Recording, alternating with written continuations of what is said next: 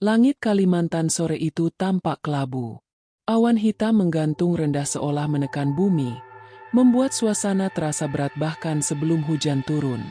Sebuah truk tua melaju perlahan di jalan tanah merah yang licin, membelah hutan sawit yang tak berujung.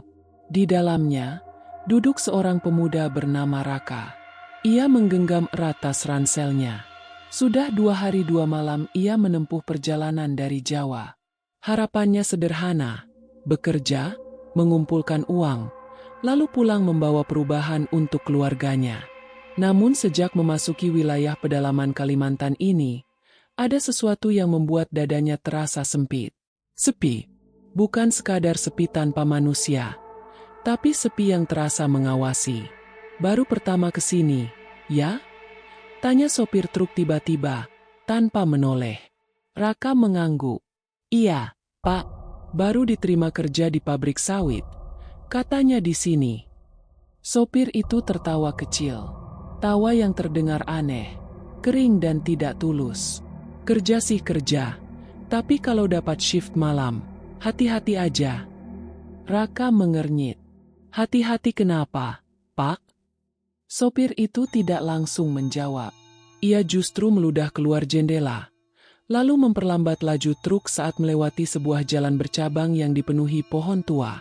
Tempat itu, dulunya bukan kebun sawit, katanya pelan. Dulu, kampung. Raka terdiam. Kampung apa? Gak ada yang tahu pasti namanya sekarang, lanjut sopir itu. Yang jelas, habis kebakaran. Sekampung. Angin tiba-tiba berembus kencang, menggoyangkan daun-daun sawit di kiri kanan jalan. Suaranya berdesir panjang, seperti bisikan banyak orang. Terus, warganya? Tanya Raka, sedikit ragu. Sopir itu diam cukup lama. Lalu, dengan nada datar ia menjawab. Katanya sih, gak semua sempat keluar. DG. Jantung Raka berdegup lebih cepat. Truk terus melaju hingga akhirnya mereka sampai di gerbang besar bertuliskan nama perusahaan. Catnya sudah mulai pudar.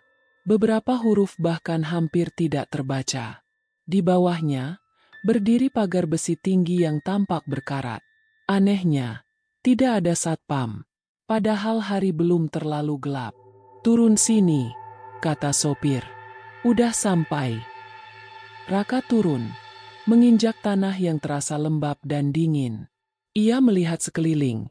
Bangunan pabrik berdiri besar di kejauhan, dengan cerobong tinggi yang mengeluarkan asap tipis. Di sisi lain, tampak deretan mes karyawan yang tampak kusam. Suasananya tidak seperti tempat kerja, lebih seperti tempat yang ditinggalkan, tapi masih dipaksa hidup.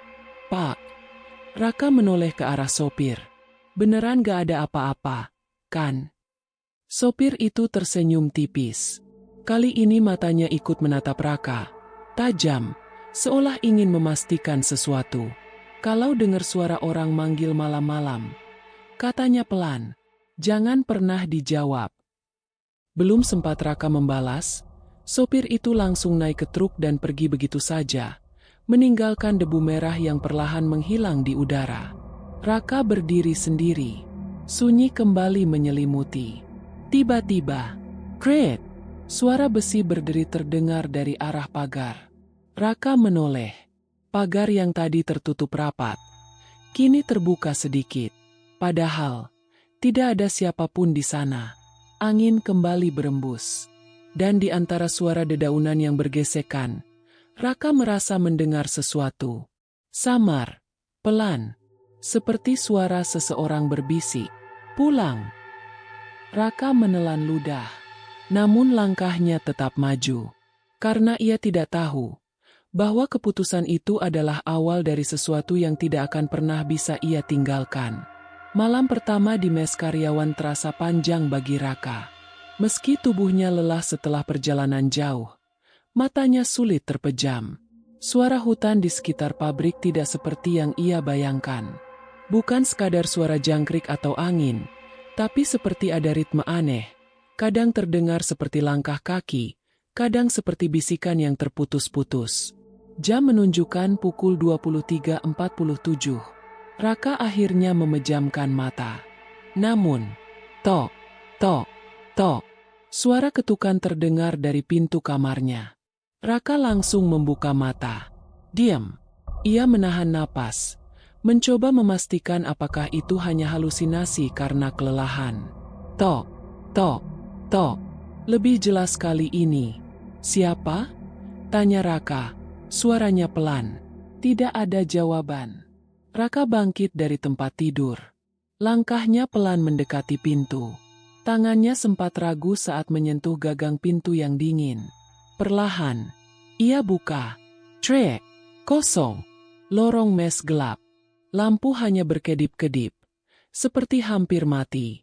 Tidak ada siapapun. Ah, mungkin orang iseng, gumamnya. Mencoba menenangkan diri. Ia menutup pintu kembali. Namun saat berbalik, Raka terdiam. Di cermin kecil yang tergantung di dinding, sekilas ia melihat bayangan seseorang berdiri tepat di belakangnya. Ia langsung menoleh cepat. Tidak ada siapapun. Kurang tidur. Ini pasti cuma halusinasi, bisiknya. Namun malam itu, Raka tidak benar-benar tidur. Keesokan harinya, Raka resmi mulai bekerja. Ia diperkenalkan pada area pabrik oleh seorang mandor bernama Pak Darto. Pria tua dengan wajah keras dan sorot mata lelah. Kerja yang benar. Jangan banyak tanya. Katanya singkat. Raka mengangguk. Ia ditempatkan di bagian pengolahan. Area dengan mesin besar yang berisik dan panas. Bau minyak sawit yang menyengat memenuhi udara. Hari pertama berjalan normal. Terlalu normal. Justru itu yang membuat Raka merasa aneh. Hingga sore hari, jadwal shift ditempel. Dan nama Raka ada di daftar shift malam. Pak, saya langsung shift malam. Tanya Raka sedikit kaget. Pak Darto menatapnya sebentar. Lalu mengangguk. Kurang orang. Nada suaranya datar. Tapi entah kenapa terasa seperti ada sesuatu yang disembunyikan. Pukul 22.30 malam, Raka kembali ke pabrik. Berbeda dengan siang hari, suasana berubah drastis. Lampu-lampu besar menyala, tapi tidak cukup terang untuk mengusir bayangan di sudut-sudut ruangan. Mesin-mesin masih bekerja, namun suaranya kini terdengar lebih berat, seperti mengerang. Beberapa pekerja lain tampak diam, jarang berbicara.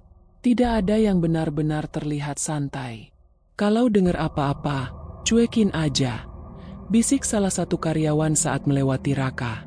Raka ingin bertanya, tapi orang itu langsung pergi. Sekitar pukul 1.15, Raka ditugaskan memeriksa bagian belakang gudang lama. Area itu lebih gelap dari bagian lain. Hanya ada satu lampu redup yang menggantung. Berayun pelan tertiup angin. Langkah Raka menggema di lantai semen. Sepi. Terlalu sepi. Lalu, krek. Sebuah suara terdengar dari dalam gudang. Seperti pintu kayu yang digeser perlahan. Raka berhenti. Ia yakin gudang itu sudah lama tidak dipakai. Dengan ragu, ia mendekat. Halo? Panggilnya. Tidak ada jawaban. Namun tiba-tiba, suara tangisan, pelan, tapi jelas. Tubuh Raka langsung kaku. Suara itu, seperti suara perempuan, menangis, penuh kesedihan. Raka menelan ludah. Tangannya mulai dingin. Siapa di dalam? Tanyanya. Suaranya gemetar. Tangisan itu berhenti. Beberapa detik terasa sangat lama. Lalu, tolong. Suara itu terdengar tepat di balik pintu gudang. Raka membeku. Itu bukan suara rekannya. Itu bukan suara manusia yang normal. Ada sesuatu yang aneh. Seperti suara itu datang dari tenggorokan yang terbakar. Perlahan, pintu gudang bergerak sendiri. Terbuka sedikit. Dari celah gelap itu, sesuatu terlihat bergerak. Raka mundur satu langkah. Napasnya memburu. Dan dalam sepersekian detik, lampu di atasnya mati. Gelap total. Dan di dalam kegelapan itu, Suara tangisan berubah menjadi tawa. Malam pertama Raka baru saja dimulai. Pagi itu, wajah Raka terlihat pucat. Matanya sembab, seperti tidak tidur sama sekali. Bayangan malam tadi terus terngiang di kepalanya. Suara tangisan, pintu gudang yang terbuka sendiri, dan tawa di dalam gelap. Namun yang paling mengganggu bukan itu, melainkan satu hal. Saat lampu kembali menyala semalam, tidak ada apa-apa di dalam gudang. Kosong. Seolah semua yang ia dengar tidak pernah terjadi. Raka. Suara keras membuyarkan lamunannya. Pak Darto berdiri di depan mes, menatapnya tajam. Kamu kenapa? Muka kayak orang sakit.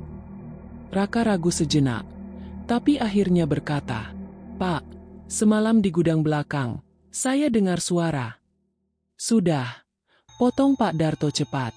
Nada suaranya berubah. Lebih dingin. Gak usah dibahas. Raka terdiam. Pak Darto mendekat. Menepuk bahunya pelan. Tapi tekanannya terasa berat. Di sini, kamu kerja. Bukan cari tahu yang bukan urusan kamu. Kalimat itu terasa seperti peringatan. Bukan nasihat. Hari itu, Raka mencoba menjalani aktivitas seperti biasa. Namun suasana pabrik terasa berbeda. Beberapa pekerja tampak menghindari kontak mata dengannya. Ada yang berbisik saat ia lewat. Bahkan satu orang terlihat membuat tanda seperti doa saat Raka mendekat. Kenapa sih? Gumam Raka pelan. Saat jam istirahat, ia duduk sendiri di kantin. Hingga akhirnya, seorang pria tua mendekat. Wajahnya penuh kerutan. Matanya sayu tapi tajam. Namanya Pak Saman, kamu yang kemarin shift malam di gudang, ya?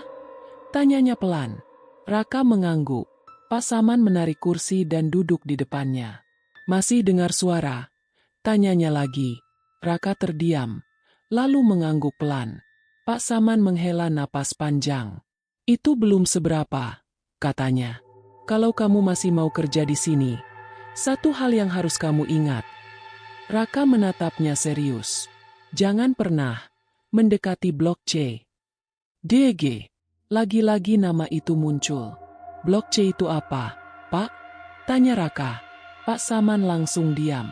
Ia menoleh ke kiri dan kanan, memastikan tidak ada yang mendengar.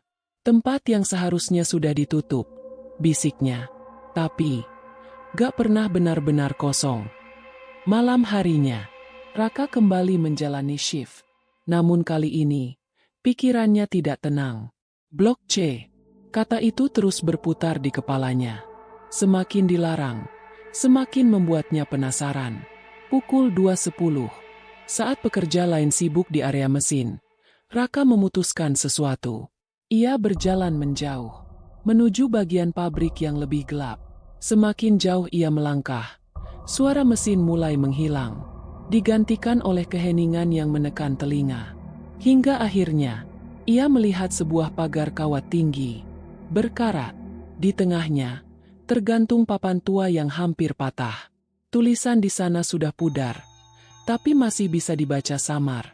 Blok C, dilarang masuk. Raka berdiri di depan pagar itu. Jantungnya berdegup cepat. Entah kenapa, udara di sekitar terasa lebih dingin. Dan bau hangus. Seperti sesuatu yang pernah terbakar dan tidak pernah benar-benar hilang.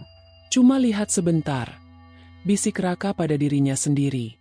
Tangannya perlahan menyentuh pagar. Dingin. Sangat dingin. Tidak wajar. Perlahan. Ia dorong. Kret. Pagar itu terbuka. Padahal, tidak terkunci. Di dalamnya, suasana berbeda. Tidak ada mesin. Tidak ada aktivitas. Hanya bangunan tua. Seperti sisa gudang yang sudah lama ditinggalkan. Dindingnya hitam, seperti pernah dilalap api. Langkah Raka pelan. Setiap pijakan terasa berat. Dan tiba-tiba, krak, ia menginjak sesuatu. Raka menunduk. Napasnya tercekat. Itu, sepotong tulang. Kecil. Seperti tulang jari. Raka mundur cepat. Namun saat ia mengangkat kepala, ia membeku. Di depan salah satu bangunan, berdiri sosok. Tidak jelas wajahnya. Tubuhnya hangus, seperti arang hidup. Diam, tidak bergerak. Namun perlahan, kepalanya miring, seolah sedang memperhatikan Raka. Napas Raka memburu. Ia tidak bisa bergerak. Dan dalam keheningan itu, sosok itu mengangkat tangannya. Perlahan, menunjuk ke arah Raka. Lalu, suara serak terdengar. Seperti keluar dari tenggorokan yang gosong. Kamu, lihat kami. Seketika, angin kencang berhembus. Dan dari segala arah, muncul bayangan lain. Banyak, mengelilinginya. Dengan tubuh hangus, dan wajah yang tidak lagi utuh. Raka tersentak. Ia langsung berbalik dan berlari. Tanpa berani menoleh. Namun di belakangnya, suara langkah kaki itu ikut berlari. Banyak, mengejarnya. Dan di antara suara itu, terdengar jeritan, kesakitan, dan satu suara yang paling jelas. Jangan pergi. Malam itu, Raka telah melakukan kesalahan besar. Ia melanggar larangan. Dan sesuatu, kini mulai menyadari keberadaannya. Sejak malam di Blok C, Raka tidak pernah benar-benar merasa sendirian lagi. Pagi itu, tubuhnya lemas. Bajunya masih kotor oleh tanah dan debu, seolah kejadian semalam bukan mimpi. Namun saat ia mencoba bercerita pada pekerja lain, tidak ada yang mau mendengar. Bahkan Pak Darto hanya menatapnya dingin. Kamu masuk ke sana, ya? Tanyanya pelan. Raka terdiam. Itu bukan tempat untuk orang hidup, lanjut Pak Darto. Kalau kamu masih mau kerja di sini, jangan ulangi lagi. Nada suaranya kali ini bukan sekadar peringatan, tapi seperti ancaman halus. Namun yang lebih aneh, sejak kejadian itu, Raka mulai merasa ada yang mengikuti. Setiap ia berjalan di lorong pabrik, selalu ada suara langkah kedua, tepat di belakangnya. Saat ia berhenti, suara itu ikut berhenti. Saat ia menoleh, tidak ada siapapun.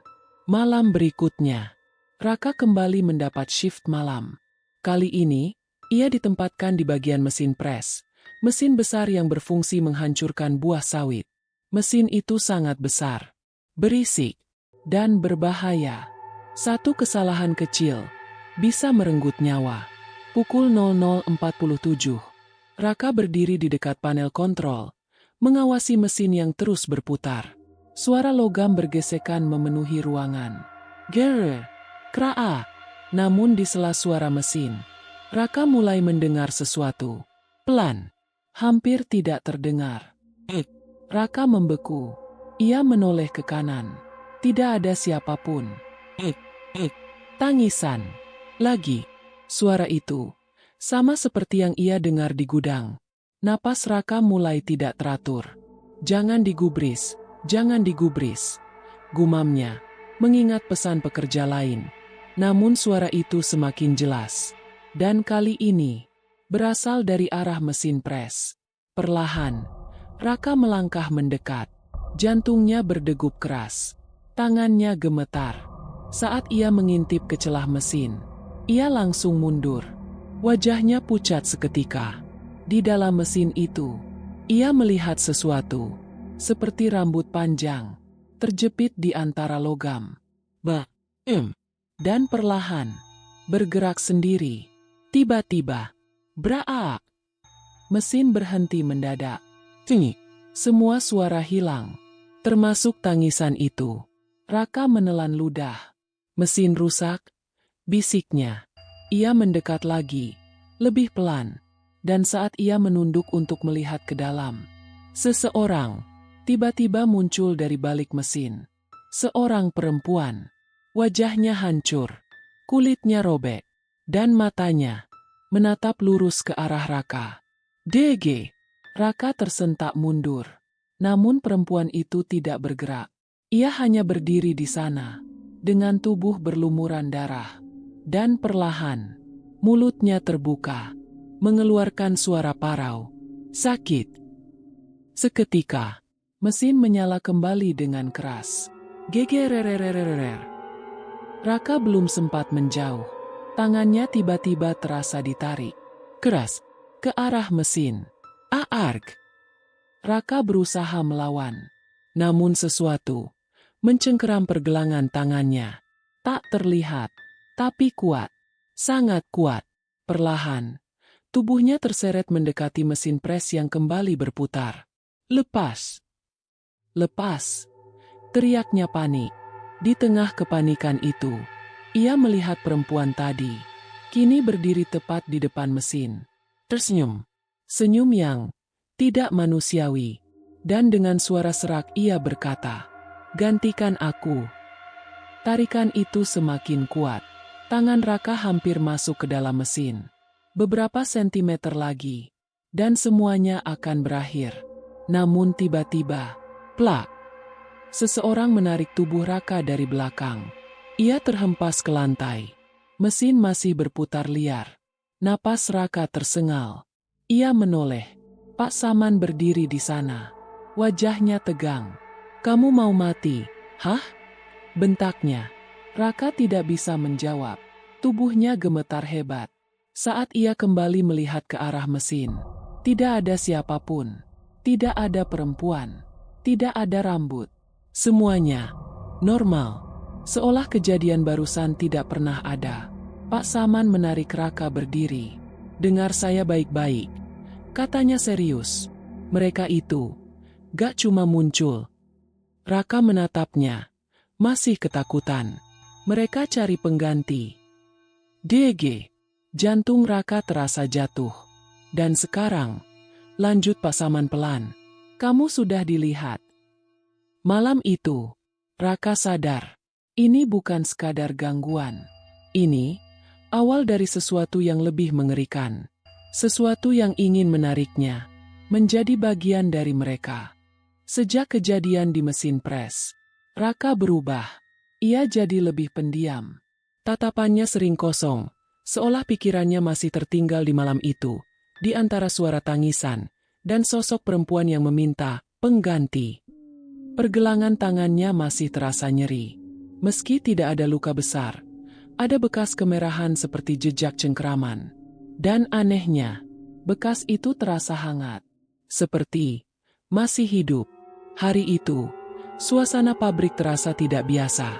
Beberapa pekerja berkumpul di dekat kantor administrasi. Wajah mereka tegang. Ada yang berbisik. Ada yang hanya diam menunduk. Raka mendekat. "Ada apa, Pak?" tanyanya pada salah satu pekerja. Pria itu ragu menjawab. Lalu berbisik pelan. "Bimo, hilang." "DG, hilang." Raka mengulang. "Iya, semalam dia shift. Tapi sampai pagi gak keluar dari area pabrik." Jantung Raka mulai berdegup lebih cepat. "Terus dicari." Pria itu mengangguk pelan. "Ketemunya cuma..." Ia berhenti, menelan ludah. "Helm sama sepatunya. Di dekat Blok C." Raka langsung terdiam. Blok C. Tempat itu lagi. Siang itu, beberapa pekerja dan mandor melakukan pencarian. Raka ikut. Meski ada rasa takut yang menahan, mereka berjalan menuju pagar berkarat yang pernah Raka buka malam itu. Kini, pagar itu tertutup rapat dan digembok. Baru, Pak Darto berdiri di depan pagar. Wajahnya serius. "Cari di sekitar sini aja. Jangan ada yang masuk." Perintahnya tegas. Namun semua orang tahu, kalau seseorang hilang di dekat situ, jawabannya mungkin ada di dalam. Raka memperhatikan tanah di sekitar pagar. Ada bekas jejak, seperti sesuatu diseret menuju ke dalam. Napasnya mulai berat. "Dia masuk ke sana," bisik Raka. Tidak ada yang menjawab. Tiba-tiba, "Ini dia!" Salah satu pekerja berteriak. Semua langsung berkumpul. Di balik semak-semak, tergeletak sebuah helm kuning. Dan bercak hitam menempel di permukaannya. Di sampingnya, sepasang sepatu kerja. Kosong, tanpa pemilik. Raka menatap benda-benda itu. Perutnya terasa mual. Dan entah kenapa, di telinganya mulai terdengar suara. Pelan. "Raka." Ia langsung menoleh. Tidak ada siapapun. Namun suara itu jelas. Sangat jelas. Raka. Pak Saman menepuk bahunya. Kamu kenapa? Raka menatapnya panik. Pak, tadi ada yang manggil saya. Pak Saman langsung berubah ekspresi. Jangan didengerin. Katanya cepat. Kalau kamu jawab, kamu selesai. Namun semuanya sudah terlambat. Karena saat Raka menunduk, ia melihat sesuatu di tanah. Di dekat kakinya. Tulisan. Seperti digores dengan benda tajam. Masih baru. Masih basah. Tulisan itu membentuk satu kata. Raka. Napasnya tercekat. Itu. Bukan saya yang buat. Gumamnya. Pak Saman melihatnya. Wajahnya langsung pucat. Mereka sudah tahu nama kamu. Tiba-tiba, angin berhembus kencang. Daun-daun sawit bergesekan keras. Dan dari dalam blok C, terdengar suara remek. Seperti banyak orang berbicara bersamaan. Namun tidak jelas. Hanya satu kalimat yang perlahan terdengar lebih jelas. Satu lagi. Sore menjelang. Pencarian dihentikan.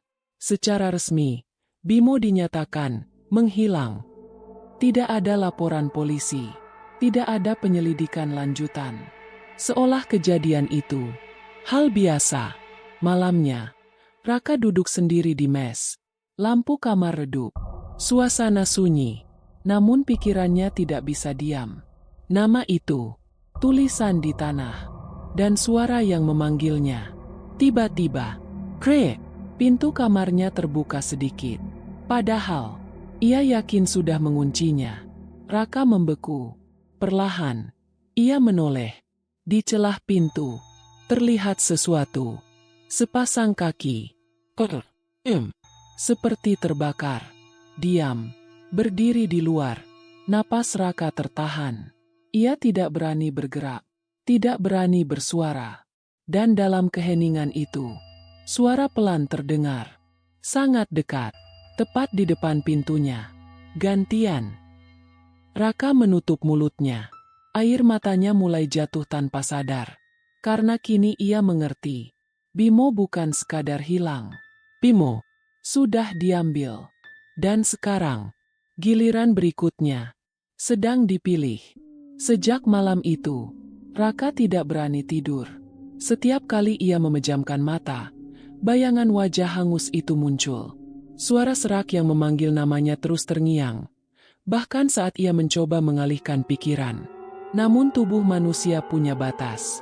Dan akhirnya, Raka tertidur. Ia bermimpi. Namun mimpi itu terasa terlalu nyata. Ia berdiri di sebuah tempat asing. Gelap. Tanahnya hitam dan retak. Seperti bekas terbakar. Udara dipenuhi bau asap yang menusuk hidung. Di kejauhan, terlihat rumah-rumah kayu. Sebagian masih mengeluarkan asap tipis. Raka berjalan perlahan. Langkahnya terasa berat. Dan saat ia semakin dekat, ia mulai mendengar suara. Jeritan. Tangisan. Orang-orang berteriak minta tolong. Tolong! Seorang perempuan berlari melewati Raka. Tubuhnya terbakar. Kulitnya meleleh. Namun anehnya, ia masih hidup. Masih menjerit. Masih merasakan sakit. Raka mundur ketakutan. Ini apa? Gumamnya. Tiba-tiba, sebuah tangan mencengkeram kakinya. Keras, Raka menjerit. Saat ia menunduk, seorang anak kecil memegang kakinya. Wajahnya hangus. Matanya kosong. Namun mulutnya bergerak. Panas. Raka mencoba melepaskan diri. Namun dari tanah, muncul tangan-tangan lain. Banyak. Menggapainya. Menariknya ke bawah. Lepas. Lepas. Teriak Raka. Dan di tengah kekacauan itu, ia melihat sosok berdiri di kejauhan. Lebih tinggi dari yang lain. Tubuhnya hitam legam. Namun matanya menyala merah. Sosok itu menatap Raka. Diam. Lalu perlahan mengangkat tangannya. Menunjuk langsung ke arahnya. Kamu. Suara itu menggema. Berat. seperti datang dari banyak mulut sekaligus. Pengganti. Aark. Raka terbangun. Napasnya tersengal. Tubuhnya basah oleh keringat. Matanya liar melihat sekeliling kamar. Gelap. Tinggi. Namun, rasa sakit di tubuhnya terasa nyata. Sangat nyata. Raka perlahan menunduk. Tangannya gemetar. Dan saat ia melihat lengannya, ia membeku. Ada luka. Melepuh. Seperti kulit yang terbakar. Panjang. Dari pergelangan hingga siku. Ini, mimpi kan? Bisiknya panik. Namun rasa perih itu tidak bisa dibohongi. Sejak saat itu, teror tidak lagi berhenti saat ia bangun. Ia mulai melihat hal-hal aneh bahkan saat sadar. Bayangan hitam di sudut ruangan. Suara bisikan di telinga. Dan terkadang, bau hangus yang muncul tiba-tiba. Di pabrik, keadaan semakin memburuk. Raka mulai sering kehilangan fokus. Beberapa kali hampir celaka. Dan yang paling aneh, mesin di dekatnya sering mati sendiri. Seolah menolak keberadaannya. Raka, panggil Pasaman suatu sore. Lengan kamu kenapa? Raka ragu, lalu menunjukkan lukanya. Pak Saman langsung pucat. Itu bukan luka biasa, katanya pelan. Raka menatapnya. Maksudnya? Pak Saman menarik napas dalam. Mereka sudah mulai nempel ke kamu. DG, jantung Raka seperti berhenti. Kalau sudah begini, lanjut Pak Saman, biasanya gak lama lagi. Ia tidak melanjutkan kalimatnya. Maksudnya apa, Pak? Desak Raka panik. Pak Saman menatapnya dalam. Yang hilang kemarin, sebelum dia hilang, dia juga mimpi yang sama. Raka langsung lemas. Pikirannya kacau. Jadi, saya bakal hilang. Potong Pak Saman pelan. Tinggi. Hanya suara angin di luar yang terdengar. Tapi, lanjut Pak Saman, suaranya lebih rendah. Masih ada cara. Raka langsung menatapnya penuh harap. Gimana, Pak? Pak Saman menoleh ke arah pabrik. Tepatnya, ke arah Blok C. Semua ini, mulai dari sana, katanya. Kalau kamu mau selamat. Raka menahan napas. Pak Saman menatapnya tajam. Kamu harus kembali ke sana. Angin berhembus pelan. Membawa bau hangus yang kini semakin terasa jelas. Dan di kejauhan, seolah ada suara. Memanggil. Menunggu. Raka kini sadar. Ia tidak bisa lari. Ia harus menghadapi semuanya. Atau menjadi bagian dari mereka. Sore itu, langit kembali gelap. Awan hitam menggantung rendah seperti hari pertama Raka datang. Udara terasa berat. Bahkan untuk bernapas pun terasa sulit. Raka duduk di belakang mes bersama Pak Saman. Tangannya masih gemetar. Luka di lengannya kini semakin jelas. Kulitnya menghitam di beberapa bagian, seperti benar-benar terbakar dari dalam. Pak, saya gak kuat kalau begini terus. Suara Raka serak. Kalau memang ada cara, tolong bilang sekarang. Pak Saman diam cukup lama, seolah sedang menimbang sesuatu. Lalu akhirnya ia berbicara. Pabrik ini, katanya pelan, dibangun di atas tanah yang salah. Raka menatapnya. Tanah salah gimana maksudnya, Pak? Pak Saman menarik napas dalam. Dulu, sebelum ada sawit, tempat ini kampung adat. Orang-orang di sini hidup dari hutan. Damai. Ia berhenti sejenak. Tatapannya kosong, seperti melihat masa lalu. Lalu perusahaan datang. Raka mulai merasakan sesuatu yang tidak enak di perutnya. Awalnya cuma pembebasan lahan, lanjut Pak Saman.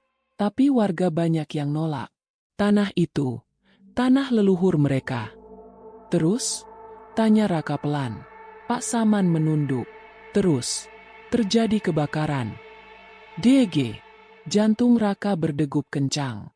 Kebakaran, besar, tengah malam, cepat sekali menyebar. Gak ada yang bisa keluar. Suara Raka melemah. Pak Saman menggeleng pelan. Sebagian sempat lari, tapi banyak yang terjebak. Ia menatap Raka dalam. Dan yang lebih parah, ada yang sengaja dikunci di dalam rumah. Tubuh Raka langsung dingin. Dikunci? Ulangnya pelan. Pak Saman mengangguk. Biar cepat, bersih, katanya. Tinggi. Hanya suara angin yang terdengar. Namun kali ini, angin itu membawa bau hangus yang lebih kuat. Setelah itu, pembangunan pabrik dimulai. Lanjut Pak Saman. Cepat, terlalu cepat. Mayat-mayat, gak semuanya diurus dengan layak. Raka menelan ludah. Blok C itu, katanya pelan. Tempat paling parah, jawab Pak Saman. Dulu pusat kampung. Banyak yang mati di sana. Tiba-tiba, kepala Raka terasa sakit. Sangat sakit. Seperti ada sesuatu yang memaksa masuk ke pikirannya. Aark. Ia memegang kepalanya. Dan dalam sekejap, ia melihat sesuatu. Api. Api di mana-mana. Rumah-rumah terbakar. Orang-orang berlari. Jeritan. Tangisan. Dan di tengah kobaran itu, seorang perempuan berdiri. Tubuhnya terbakar.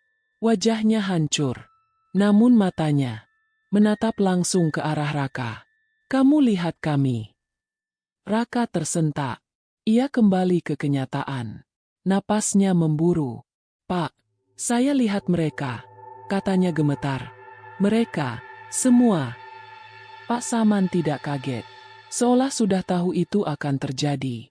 Karena mereka yang nunjukin ke kamu, katanya pelan. Tapi kenapa saya, Pak? Raka hampir berteriak. Kenapa bukan orang lain? Pak Saman menatapnya lama. Lalu berkata pelan. Karena kamu masuk ke sana. DG. Dan kamu melihat mereka. Raka terdiam. Tubuhnya lemas. Di tempat seperti itu, lanjut Pak Saman, yang melihat berarti dipilih. Angin tiba-tiba berhembus lebih kencang. Daun-daun sawit bergesekan keras. Dan dari arah pabrik, terdengar suara. Emer. Namun jelas. Banyak suara. Berbisik bersamaan. Pulang. Panas. Gantikan. Raka menutup telinganya. Tolong, berhenti, bisiknya. Namun suara itu tidak hilang. Justru semakin dekat. Pak Saman berdiri. Wajahnya serius. Ini sudah gak bisa ditunda lagi, katanya. Malam ini, kita ke Blok C. Raka langsung menatapnya. Wajahnya pucat. Malam ini? Pak Saman mengangguk. Kalau kamu mau hidup. Tinggi. Keputusan itu terasa berat. Namun Raka tahu, ia tidak punya pilihan. Saat matahari mulai tenggelam, bayangan pabrik memanjang seperti sesuatu yang hidup. Gelap mulai merayap. Dan dari kejauhan, Blok C terlihat lebih hitam dari biasanya. Seolah sedang menunggu. Malam itu, kebenaran akan dibuka. Namun, tidak semua kebenaran bisa membuat seseorang selamat. Malam itu, angin berhembus lebih dingin dari biasanya. Langit benar-benar gelap, tanpa bulan, tanpa bintang. Hanya suara hutan yang bergesekan, seperti bisikan panjang yang tidak pernah berhenti. Raka berdiri di depan mes. Tubuhnya gemetar, bukan karena dingin, tapi karena ia tahu, malam ini, semuanya akan berubah. Siap? Tanya Pak Saman di sampingnya. Raka tidak langsung menjawab. Ia menatap ke arah pabrik, ke arah Blok C. Tempat itu tampak lebih gelap dari sekitarnya, seperti lubang hitam yang menelan cahaya. Kalau saya gak balik, bisik Raka pelan. Pak Saman memotong. Jangan ngomong begitu. Lalu ia menatap Raka serius. Kita harus balik. Mereka berjalan. Langkah demi langkah menjauh dari cahaya, menuju kegelapan. Suara mesin pabrik perlahan menghilang, digantikan oleh keheningan yang menusuk telinga. Hingga akhirnya, mereka sampai di depan pagar berkarat. Blok C. Aneh. Gembok yang tadi siang terlihat baru, sekarang sudah terbuka. Menggantung. Berkarat. Seolah sudah lama tidak tersentuh. Raka menelan ludah. Pak. Ini tadi siang masih terkunci. Pak Saman tidak menjawab. Ia hanya mendorong pagar itu perlahan. Kret! Suara berderit panjang menggema. Seperti sesuatu yang terbangun dari tidur panjang. Begitu mereka masuk, udara berubah. Lebih dingin, lebih berat, dan bau hangus. Menusuk lebih kuat dari sebelumnya. Langkah mereka pelan. Setiap pijakan terasa seperti masuk ke tempat yang tidak seharusnya. Dan tiba-tiba, krak! Raka menginjak sesuatu lagi. Ia tidak berani melihat. Namun kali ini, suara retakan itu lebih keras.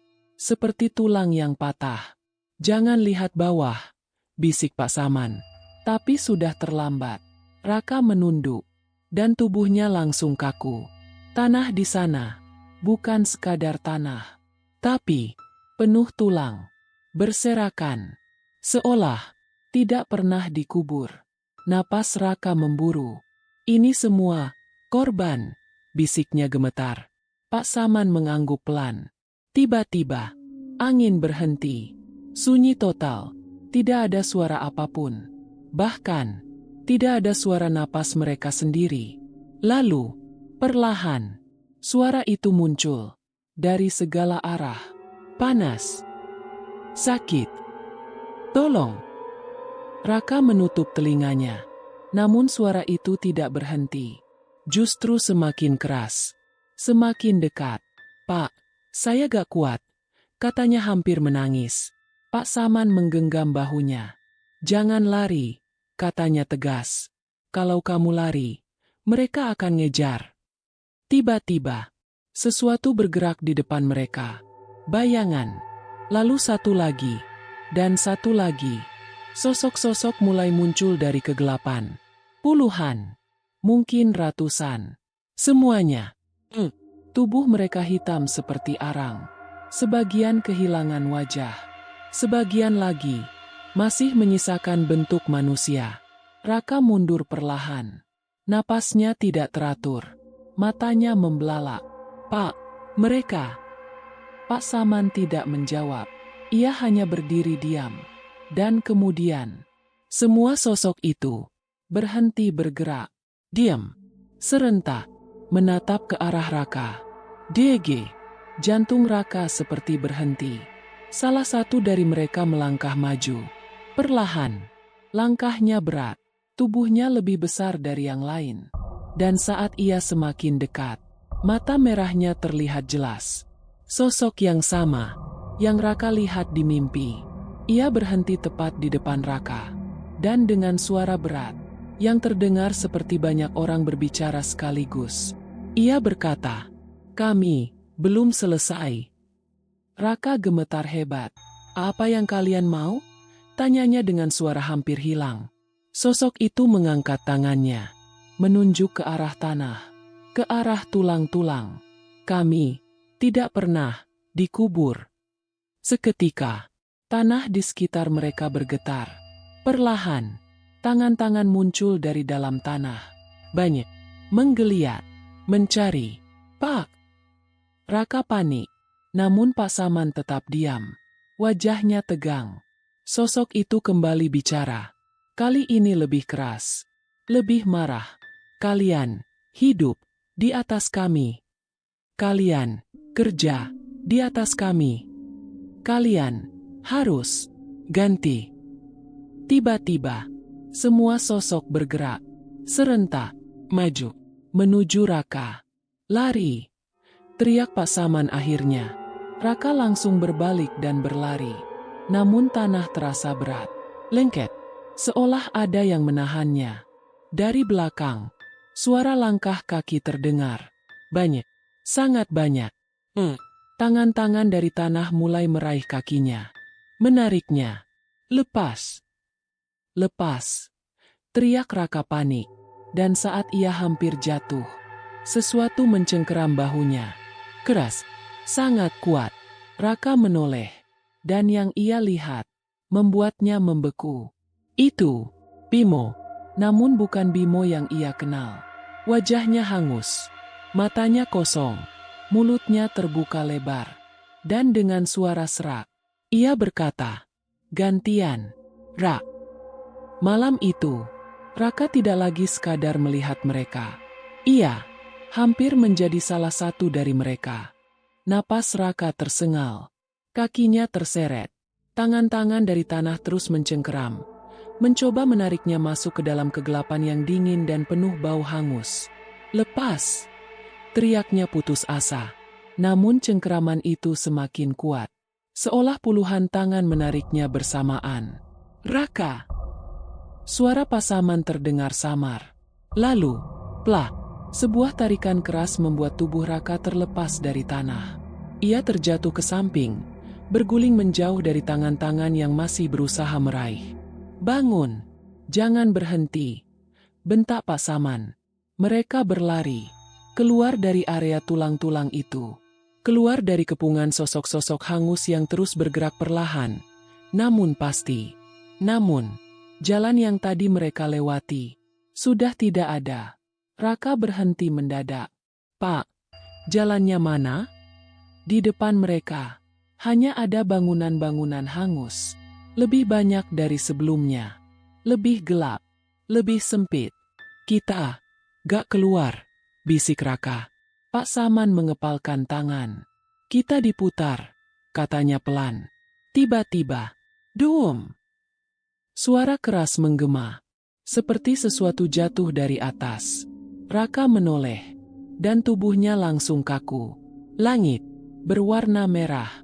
Api muncul di kejauhan, membakar satu bangunan. Lalu satu lagi, dan satu lagi. Cepat, seperti sesuatu yang mengulang kejadian lama. Ini, kejadian itu, gumam Pak Saman. Raka mundur. Panas mulai terasa. Padahal tadi, udara sangat dingin. Dan kemudian, jeritan terdengar. Keras, engkah, dari segala arah. Orang-orang berlari.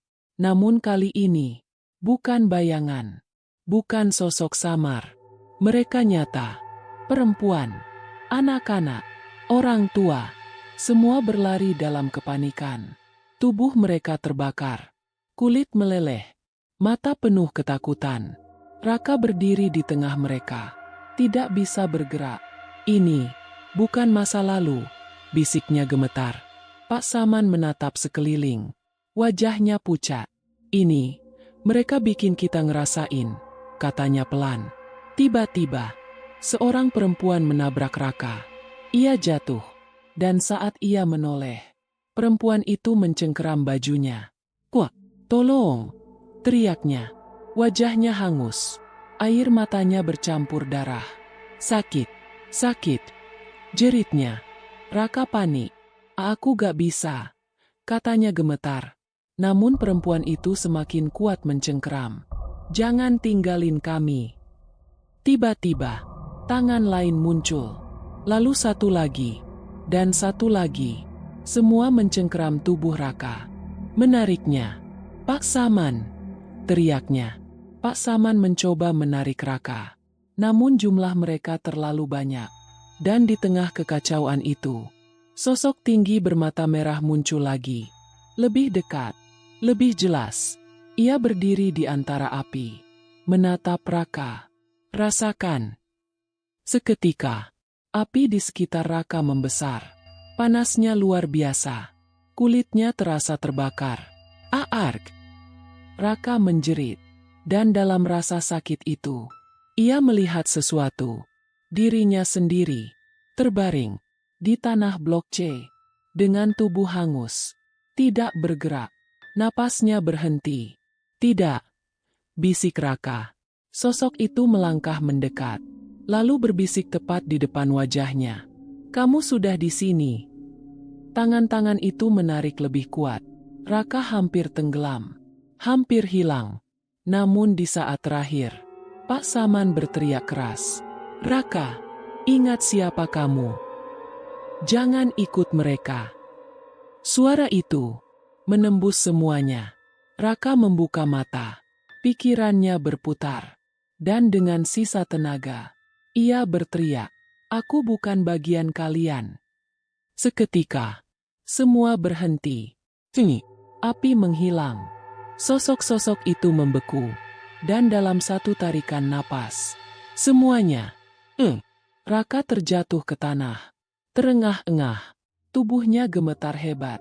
Ia kembali ke blok C.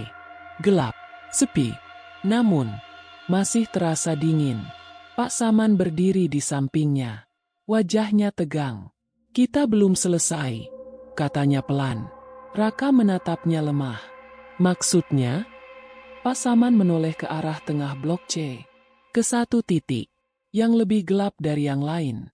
"Kalau mau benar-benar selamat," katanya, "kita harus akhiri ini." Angin berhembus pelan, membawa satu suara terakhir, yang kini terdengar lebih jelas. "Selesaikan." Malam itu, bukan sekadar bertahan hidup, tapi penentuan akhir. Angin malam berhembus pelan, namun kali ini tidak lagi membawa jeritan. Hanya sunyi. Sunyi yang terasa terlalu tenang. Raka masih tergeletak di tanah blok C. Napasnya berat, tubuhnya lemah. Namun untuk pertama kalinya sejak semua ini dimulai, suara-suara itu menghilang. "Kita harus sekarang," kata Pak Saman pelan. Raka menoleh lemah. Pak Saman menunjuk ke satu titik di tengah blok C. Sebuah area tanah yang lebih gelap, lebih dalam. Seolah itulah pusat dari semua ini. "Itu tempat mereka paling banyak," lanjutnya. "Kalau kita gak selesaikan di situ, semuanya bakal terus berulang." Dengan sisa tenaga, Raka bangkit. Langkahnya berat, namun kali ini tidak ada yang menahannya. Mereka berjalan mendekat, dan semakin dekat, bau hangus semakin kuat. Sampai akhirnya, mereka berdiri tepat di atasnya. Tanah itu retak, dan dari celahnya terlihat sesuatu. Tulang, banyak tulang, bertumpuk, tidak beraturan. Seolah dikubur tanpa peduli. Raka menelan ludah. "Ini semua." Pak Saman mengangguk. Korban yang gak pernah diperlakukan dengan layak. Raka menutup mata sejenak, lalu bertanya pelan, "Kalau kita mengubur mereka, semuanya selesai?" Pak Saman tidak langsung menjawab. Itu yang membuat Raka mulai merasa ada yang tidak beres. "Pak?" Pak Saman menatapnya. Tatapannya berbeda, lebih dalam, lebih gelap. "Harus ada yang tinggal." "DG." Jantung Raka berhenti sesaat. Apa maksudnya?" Pak Saman tersenyum tipis. Namun senyum itu tidak terasa manusia. "Setiap tempat seperti ini," katanya pelan, "butuh penjaga." Langkah Raka mundur. Tubuhnya kembali gemetar. "Pak, jangan bercanda." Namun Pak Saman tetap diam. Matanya kini tidak lagi seperti manusia. "Yang masuk ke sini," lanjutnya, "yang melihat, yang dipilih." Suara itu berubah. Berat. Bukan hanya satu suara. Akan menggantikan. Raka membeku. "Jadi, selama ini," suaranya bergetar, "Bapak?"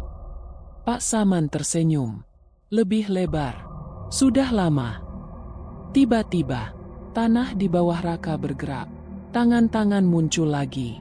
Namun kali ini, tidak menyerang. Mereka menunggu Raka. "Tidak." Raka menggeleng. "Aku gak mau." Namun tubuhnya lemah. Terlalu lemah. Pak Saman mendekat. Berbisik pelan di telinganya. "Semua yang datang ke sini pasti punya alasan." Raka terdiam. Pikirannya berputar. Keluarganya, harapannya, semua yang ingin ia capai. Namun, semuanya terasa jauh sekarang. Suara-suara itu kembali. Lebih pelan, namun lebih dalam. Lelah. Dingin. Sendiri. Air mata Raka jatuh. Dan untuk pertama kalinya, ia tidak melawan. Perlahan, ia berlutut. Tangan-tangan itu menyentuhnya. Tidak kasar, tidak memaksa. Seolah menerima. Pak Saman mundur perlahan. Wajahnya kembali normal. Dan sebelum Raka benar-benar hilang, ia melihat satu hal terakhir. Pak Saman berjalan keluar dari Blok C. Sendirian. Beberapa bulan kemudian, sebuah truk tua memasuki area pabrik. Debu merah beterbangan. Seorang pemuda baru turun. Wajahnya penuh harapan. "Baru pertama kerja di sini?" tanya sopir. Pemuda itu mengangguk. "Iya, Pak."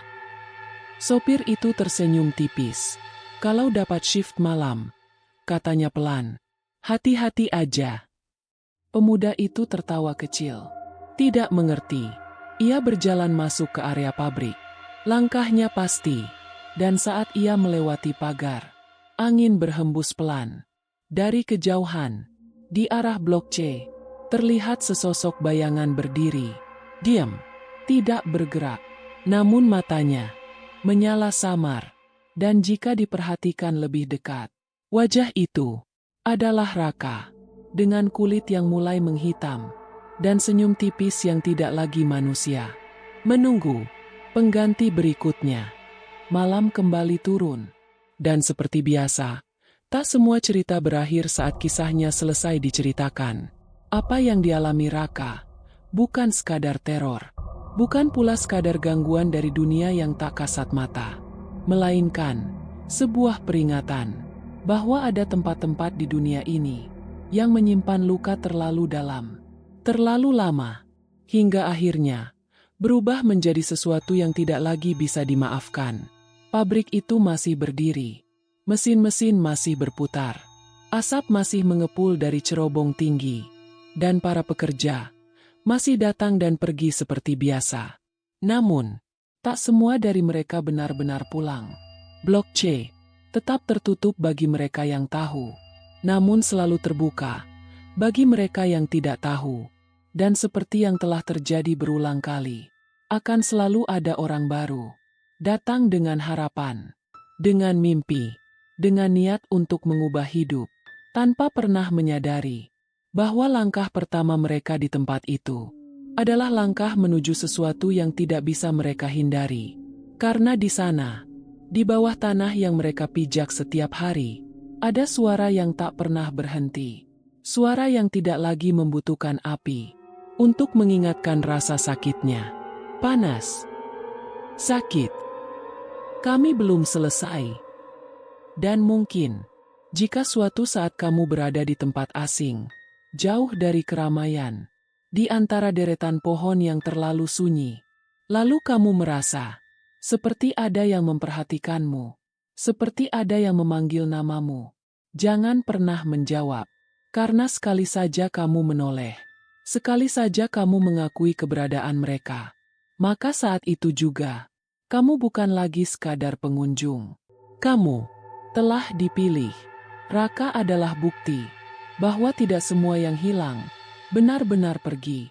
Ada yang tetap tinggal, menunggu, mengawasi, dan perlahan menjadi bagian dari sesuatu yang lebih besar. Sesuatu yang tidak ingin dilupakan. Dan sebelum kisah ini benar-benar berakhir, ingat satu hal ini baik-baik. Tidak semua tempat kerja adalah tempat untuk mencari hidup. Beberapa di antaranya adalah tempat di mana kehidupan orang lain diambil. Dan mungkin, tanpa kamu sadari, ada yang sedang berdiri di belakangmu sekarang. Diam, tidak bersuara, menunggu kamu menoleh. Selamat malam. Dan hati-hati, dimanapun kamu berada.